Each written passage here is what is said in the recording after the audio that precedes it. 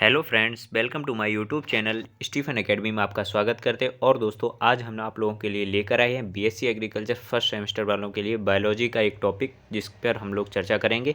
चर्चा करने वाले हैं आज हम बायोलॉजी के किस टॉपिक पर, तो उसका नाम बता देते हैं। उसका नाम है आज कोशिका, सेल्स के बारे में आज हम चर्चा करेंगे और इसमें देखेंगे कौन कौन से मेरे क्वेश्चंस बन सकते हो और कौन कौन से क्वेश्चंस नहीं बन सकते। ठीक है, तो चलिए चैनल पर लगातार जुड़े रहिए। अगर चैनल पर नए हैं आप लोग तो प्लीज़ चैनल को सब्सक्राइब करें और वीडियो को लाइक शेयर जरूर करते रहिए। और लाइक शेयर करके वीडियो को फर्स्ट सेमेस्टर वालों तक जरूर पहुंचाते रहें, जिससे उनकी भी हेल्प हो सके। ठीक है, चलिए वीडियो शुरू करते हैं बिना किसी देरी के और देखते हैं इसमें क्या क्या पूछा जाता है। तो टॉपिक का नाम है हमारा सेल। ठीक है, टॉपिक का नाम क्या है, सेल दिया गया है इसमें। अभी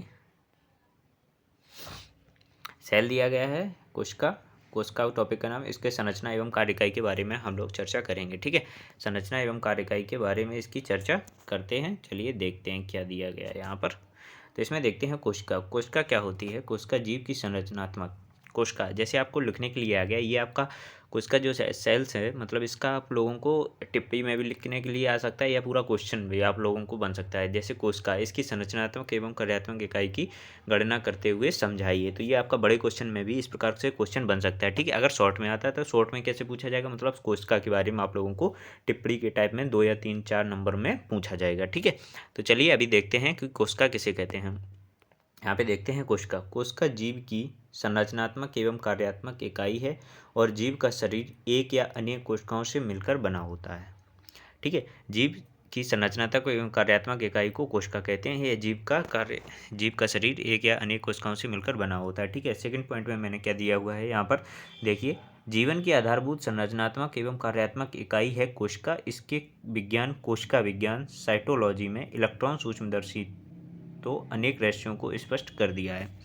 इलेक्ट्रॉन सूक्ष्मदर्शी जब इसमें देखा गया तो इसने कई रहस्यों को स्पष्ट कर दिया है। ठीक है, जीवन की आधारभूत संरचनात्मक एवं कार्यात्मक इकाई क्या है, कोशिका कहलाती है। ठीक है, अब आगे देखते हैं इसके बारे में। मैंने कई सारे टॉपिक्स यहाँ पर ऐड किए हुए हैं, जैसे कि इसमें बात करते हैं कोशिका में एक टॉपिक आता है आपका प्रोटोप्लाज्म, जीव द्रव।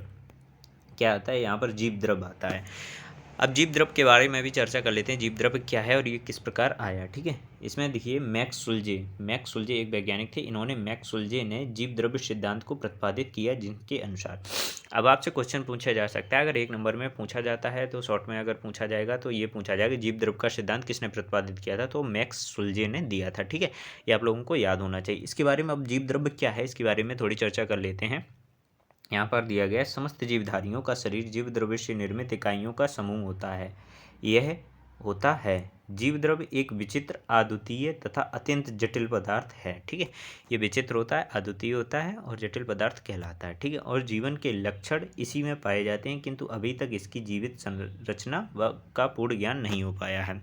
इसके कहने का तात्पर्य है कि मतलब जीवन की जो संरचना होती है, जीवन की रचना जो होती है, जीवन के लक्षण जो होते हैं वो यहीं से शुरू होते हैं। कहाँ से होते हैं, जीव द्रव्य से। ठीक है, कोशिका और जीव द्रव्य से ही शुरू होते हैं। तो इसका सबसे पहले ही आप लोगों का टॉपिक आता है, तो इसी बारे में हम इसके बारे में चर्चा कर रहे हैं। ठीक है दोस्तों, अगर आप लोगों को वीडियो अच्छा लग रहा हो तो प्लीज़ इसे लाइक करते चलिए और इसे शेयर भी करते रहिए अपने दोस्तों के साथ। ठीक है, चैनल पर नए हो तो चैनल को सब्सक्राइब जरूर करिए। ठीक है, आगे देखते हैं इसके कुछ लक्षण यहाँ पर मैंने ऐड किए हुए हैं, जीव द्रव्य के भौतिक लक्षण। अब भौतिक लक्षण कौन कौन से होते हैं, भौतिक लक्षण वे लक्षण कहलाते हैं जिनके बारे में हमें, मतलब जैसे कि कोई चीज़ दिख रही है, उसके जो बाहरी लक्षण आप लोगों को दिख रहे हैं, उसका आकार क्या है, उसका रंग क्या है, वो किस रूप में है, तो ये सब आप लोगों के भौतिक लक्षण होते हैं। तो इसके भौतिक लक्षण, मतलब जीव द्रव्य के भौतिक लक्षण जो हैं वो कौन कौन से हैं देखते हैं।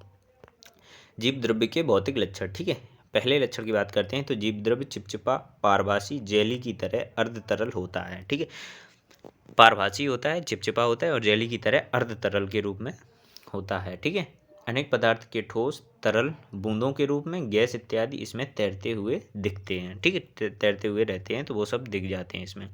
सेकंड पॉइंट में क्या दिया गया, यह जल में अवलेय है किंतु इसकी अत्यधिक मात्रा को अवशोषित कर सकता है। यह जल से भारी है, यह जल में विलेय नहीं है, मतलब जल में आपका घुलता नहीं, अविलेय। इसकी अत्यधिक मात्रा, मतलब जल की जो अत्यधिक मात्रा होती है वो जल को अवशोषित करती है और यह जल से भारी भी होता है। ठीक है, आगे देखते हैं 3 नंबर में बात करते हैं। 3 नंबर में क्या दिया गया है, जीव द्रव्य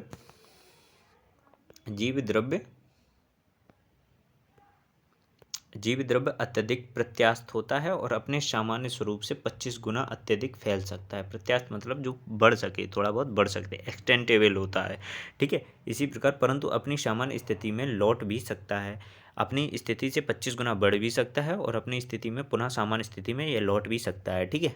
आगे देखते हैं 4 नंबर में क्या दिया गया। 4 नंबर में दिया गया यह सॉल से जेल अवस्था या इसके विपरीत बदलता हुआ रहता है। यह सॉल से जेल अवस्था या इसके विपरीत अवस्था में बदलता हुआ रहता है, ठीक है। ये तो हो गए इसके भौतिक लक्षण। अब इसके बाद में चर्चा करते हैं हम लोग इसके रासायनिक लक्षण। जीव द्रव्य के रासायनिक लक्षण क्या है, इसके बारे में भी चर्चा करते हैं, ठीक है। पहला इसका जो लक्षण है वो क्या है देखते हैं। यह जीव द्रव्य में oxygen, carbon, hydrogen, nitrogen, calcium, लोहा, मैग्नीशियम, गंधक, फास्फोरस आदि तत्व पाए जाते हैं। जीव द्रव्य में जो होते हैं रासायनिक दृष्टि से oxygen, carbon, hydrogen, nitrogen, calcium, लोहा, मैग्नीशियम, गंधक, फास्फोरस आदि तत्व पाए जाते हैं, ठीक है। सेकेंड नंबर में देखते हैं, सेकेंड नंबर में क्या है। सेकेंड नंबर में है प्रोग्लाज में प्रोटीन, वसा, कार्बोहाइड्रेट व अन्य यौगिक उपस्थित होते हैं। जो इसमें कुछ चीज़ें उपस्थित होती हैं प्रोग्लाज में, प्रोटीन, वसा, कार्बोहाइड्रेट भी उपस्थित होते हैं, ठीक है। बात करते हैं तीसरे नंबर में। तीसरे नंबर में क्या होता है, न्यूक्लियो प्रोटीन की मात्रा भी उपस्थित होती है इसमें, न्यूक्लियो प्रोटीन भी पाया जाता है इसमें, ठीक है। आगे बात कर लेते हैं, आगे क्या आता है। आगे आता है 4 नंबर। 4 नंबर में भी चर्चा कर लेते हैं। 4 नंबर में क्या दिया, अकार्बनिक पदार्थ के रूप में इसमें जल, खनिज, लवण आदि गैसें आदि उपस्थित होती हैं, ठीक है। अकार्बनिक पदार्थ के रूप में क्या क्या होता है, जल होते हैं, खनिज होते हैं, लवण आदि गैसें उपस्थित होती हैं। अब इसके जैविक गुण भी कुछ हैं यहाँ पर दिए गए, उनके बारे में भी चर्चा कर लेते हैं, ठीक है। जैविक गुण ज़्यादा नहीं है, 2 ही दिए गए हैं, उनके बारे में भी चर्चा करते हैं। पहला जैविक गुण में क्या दिया गया है, रासायनिक संरचना एवं भौतिक प्रकृति के कारण इसमें गति, पोषण, उत्सर्जन, उत्तेजनशीलता के गुण भी पाए जाते हैं। इसमें कौन कौन से गुण पाए जाते हैं तो देखिए, भौतिक प्रकृति के कारण इसमें गति भी होती है, पोषण भी होता है और उत्सर्जन भी होता है, उत्तेजनशीलता भी होती है, आदि गुण पाए जाते हैं। सेकेंड नंबर में देखते हैं क्या है, एक्टोक्लॉस। एक्टोक्लॉस या कोशिका कला पाई जाती है। इसमें क्या होता है, कोशिका कला भी हमारी पाई जाती है, ठीक है। इसमें बात करते हैं कोशिका। कोशिका जो होती है, कोशिका के अंग जो होते हैं, कौन कौन से अंग होते हैं और कितने अंग होते हैं। तो कोशिका के जो अंग होते हैं उनको ही हम कोशिकांग कहा जाता है, ठीक है। कोशिका के अंग जो होते हैं उनको ही कोशिकांग कहते हैं, ठीक है। तो कोशिकांग इसके कौन कौन से होते हैं, तो कोशिका के जो अंग होते हैं, अंतःप्रद्रवी जालिका, माइटोकॉन्ड्रिया, राइबोसोम, गोल्जीकाय, लवक, तारककाय, माइक्रोसोम, रिक्तिका के बाद अन्य सूक्ष्म संरचनाएं, अन्य सूक्ष्म संरचनाएं भी कुछ होती हैं और केंद्रक भी होता है, न्यूक्लियस भी होता है, ठीक है। अब यहाँ से आप लोग देखिए, ये 10 आप लोगों को पूरे कोशिकांग दिए गए हैं। कितने दिए गए हैं, पूरे 10 आप लोगों को दिए गए हैं, ठीक है। अब इन 10 के बारे में जो हमें चर्चा करनी है वो क्या करनी है कि जो कोशिकांग होते हैं, इन कोशिकांगों से आपके क्या पूछी जाती है, जो पेपरों में पूछा जाता है, इनसे क्वेश्चन बनता है कि टिप्पणी, शॉर्ट नोट्स पूछा जाता है, संक्षिप्त में टिप्पणी लिखने के लिए आती है। तो इसमें से अब इसमें से जो टिप्पणी लिखने के लिए आती है वो सब की नहीं आती है, बट जो सब की टिप्पणी कोशिकांग में लिखने के लिए नहीं आती, इसमें जो मेन इंपॉर्टेंट होते हैं वो मैंने 5 छांटे हुए हैं। कितने छांटे हुए, 5। ये आपके 5 जो रहेंगे ये आपके मोस्ट इंपॉर्टेंट रहेंगे टिप्पणी के लिए। इनके लिए मैं क्वेश्चन अलग से टिप्पणी का जो वीडियो मैंने आज भी बताया हुआ था, दूसरे आपका जेनेटिक्स का बताया था, इसमें इसी प्रकार आपके सब विषय के मतलब मैं एक एक करके टिप्पणी और लॉन्ग आंसर भी कराता रहूँगा, ठीक है। तो इसमें से जो 5 इंपॉर्टेंट रहेंगे वो कौन कौन से रहेंगे वो देखिए मैंने मार्क किए हुए हैं यहाँ पर, आप लोग देख सकते हैं। अब टिप्पणी आप लोगों की किसकी इंपॉर्टेंट है, फर्स्ट इसकी अंतःप्रद्रवी जालिका की, माइटोकॉन्ड्रिया की, गोल्जीकाय की और लवक की, और इसमें एक आता है केंद्रक, ठीक। इसकी केंद्रक की भी की हुई है। अब इसमें से जो कुछ आपके हैं ये 2019 में पूछे गए थे और मैंने उसका पेपर भी आप लोगों को अपलोड करा दिया है। अगर आपने अभी तक वीडियो नहीं देखा है, आप लोग डिस्क्रिप्शन में जाके, नहीं तो मेरे वीडियो में प्लेलिस्ट बनी हुई है, वहाँ से आप लोग वीडियो को देख सकते हैं, ठीक है। मैंने पेपर बताया हुआ है कि किस प्रकार का आपका पेपर आएगा, 2019 का पेपर मैंने बताया था, ठीक है।